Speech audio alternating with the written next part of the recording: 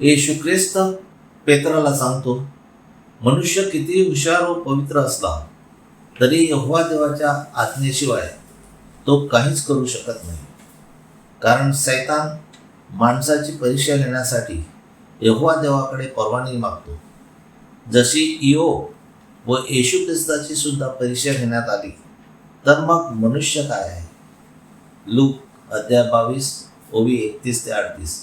आणखी येशू म्हणाला, Simona Simona, पहा, तुम्हाला गव्हासारखे चाळावे म्हणून सैतानाने तुमची परीक्षा घेण्यासाठी मागितले, परंतु तुझा विश्वास खचू नये म्हणून तुझ्यासाठी मी यहोवा देवाकडे विनंती केली आहे. व एकदा तू स्थिर झाल्यास तू तुझ्या इतर बंधूंना यहोवा देवाच्या आज्ञामध्ये व नियमामध्ये स्थिर करावे. तसेच सैतानाने तुझी परीक्षा घेऊ नये म्हणून यहोवा देवाकडे विनंती केली आहे. त्यावर पेत्राने गर्वाने म्हटले, हे प्रभू, मी तुझ्याबरोबर बंदीशाळेत व मरणासही जाण्यास तयार आहे. तेव्हा येशू पेत्राला म्हणाला, मी तुला सांगतो की तू मला ओळखतेस. हे तू 3 वेळा नाकारशील तोपर्यंत आज कोंबडा हरवणार नाही. माणसाला परमेश्वराच्या सहाय्याशिवाय सैतानाच्या पाशांतून सुटता येणार नाही.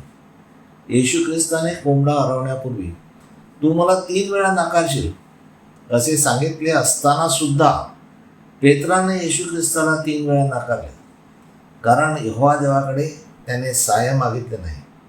आणखी येशूने त्यांना म्हटले, तुम्हाला पिशवी, झोळी व वाहना या वाचून पाठवले तेव्हा तुम्हाला काही उणे पडले काय? त्याने म्हटले, नाही, परंतु आता पिशवी, झोळी व तलवार ही घ्यावी. तलवार ही आपली वस्त्रे विकून घ्यावी. कारण मी तुम्हाला सांगतो की मी अपराध्यामध्ये गणला जाईल असे लिहिले आहे, असे शास्त्रलेख म्हणते. ते माझ्या काही पूर्ण व्हायचे आहे, कारण माझ्या गोष्टीचा शेवट येत आहे. तेव्हा ते म्हणाले, प्रभू, येथे 2 तलवारी आहेत. मग तो म्हणाला, पुरे आहे. लूक अध्याय 22 ओवी 39 ते 46.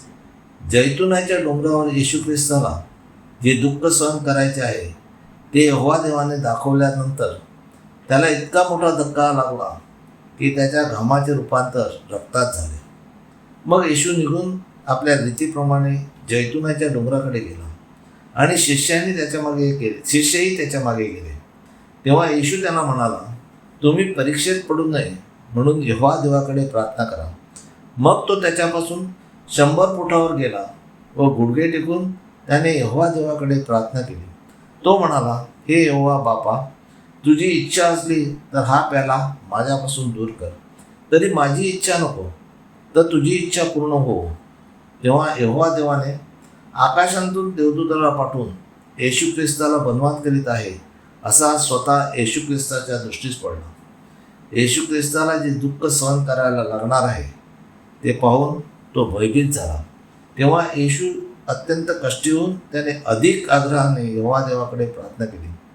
त्याच वेळेला त्याचा घाम रक्ताच्या मोठ्या थेंबासारखा होऊन जमिनीवर पडू लागला. येशू ख्रिस्त सुद्धा एकांतात जाऊन यहोवा देवाची प्रार्थना करीत असे. त्यावेळेला यहोवा परमेश्वर त्याच्याशी बोलत असे.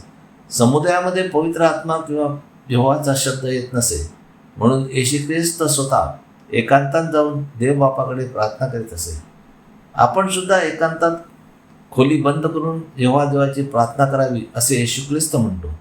मग प्रार्थना करून उठल्यावर तो आपल्या शिष्याकडे आला. तेव्हा ते खेदामुळे झोपी गेलेले असे त्यांना आढळले. तेव्हा येशू त्यांना म्हणाला, झोप का घेता? तुम्ही परीक्षेत पडू नये म्हणून उठून यहोवा देवाची प्रार्थना करा. सर्व संकटातून व दुःखांतून व मोहांतून बाहेर पडण्यासाठी आपण सैतानाच्या परीक्षेत येऊ नये म्हणून एकच यहोवा देवाकडे येशू प्रार्थना करीत असे. मग तो देव आहे का? तर नाही. तो जगाचा मुक्तिदाता व युगानुयुगाचा याजक आहे. मग पवित्र त्रेक आहे का? तर नाही. आपण सुद्धा यहोवा देवाच्या व येशू ख्रिस्ताच्या आज्ञा व नियम पाळून एकच यहोवा देवाला भजूया, म्हणजे आपल्याला सर्व संकटातून तो बाहेर काढील. हालेलुया, आमेन. यहोवा देवाचा सेवक Anthony John Pereira, Pereira builders. Praise God. Hallelujah.